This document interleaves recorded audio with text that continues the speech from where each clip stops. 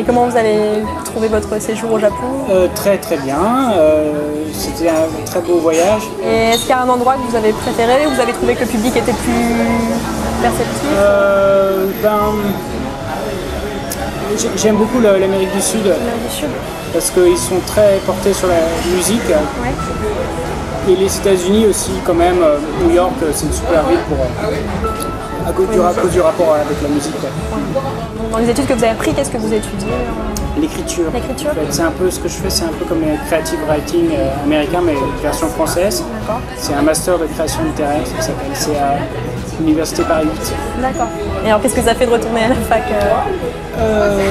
après tant d'années? On n'a plus le même rapport, je dirais, parce que c'est vrai que quand j'allais à la fac à 20 ans, ça m'ennuyait un peu et j'avais surtout envie d'arrêter les études. Et quand on y retourne beaucoup plus tard, l'envie d'apprendre est peut-être plus... on revient à une vraie envie d'apprendre, donc voilà.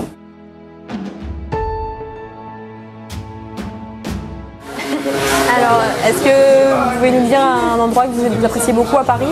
Un endroit où vous allez beaucoup? Alors, dans quel genre par exemple, sur un bar ou... D'accord. Alors, tous les jeudis, il y a un endroit où je vais assez souvent et ça s'appelle Culture Rapide. Culture Rapide. C'est pas très loin d'ici d'ailleurs, et enfin c'est à Belleville.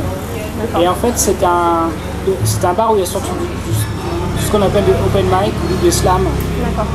Et jeudi soir, il y a un open mic qui s'appelle, je ne sais pas si vous savez ce que c'est. Oui, je vois le concept. Voilà. Et qui s'appelle Paris Lit Up, qui est organisé par des Américains, enfin un mélange en fait, d'anglo-saxons disons.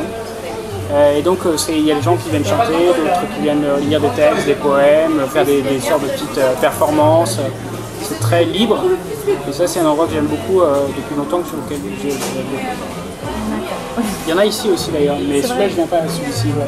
Il y en a le mardi soir, je crois, le mercredi soir. Donc actuellement on est au Chat Noir, si vous voulez venir écouter des concerts de temps en temps, open mic ou autre. Voilà. Est-ce que donc il y a d'autres musiques qui vous intéressent à part la house ou vous écoutez? Oui, j'écoute vraiment presque de toutes les musiques, des musiques qui n'ont rien à voir. En ce moment j'écoute beaucoup de musique traditionnelle irlandaise et écossaise, donc vraiment rien à voir. Ça change complètement. D'accord. Et quel est votre préféré? Le deuxième préféré? En général, ouais. En chanson, il y a un chanteur que j'aime beaucoup qui s'appelle Ewan McLennan. Ewan McLennan. Qui est vraiment le chanteur que je préfère en ce moment. C'est un écossais? C'est un anglais écossais. Anglais écossais. Et il fait quel genre de musique? Folk. Folk. Traditionnel.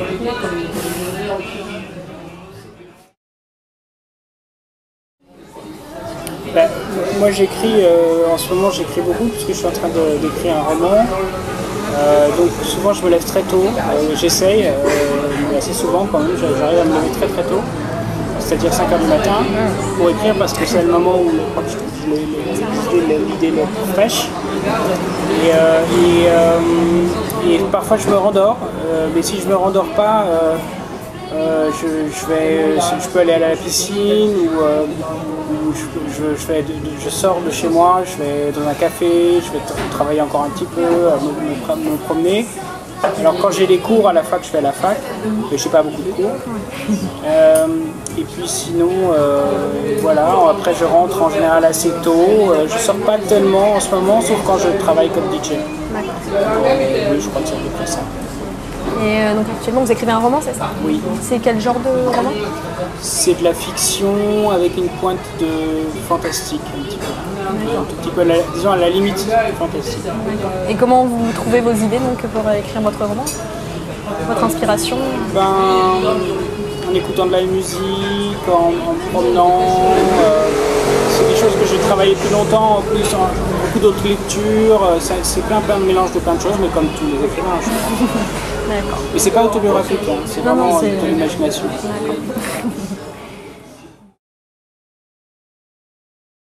Il faut vraiment être très difficile, on apprend toute sa vie, on continue d'apprendre et que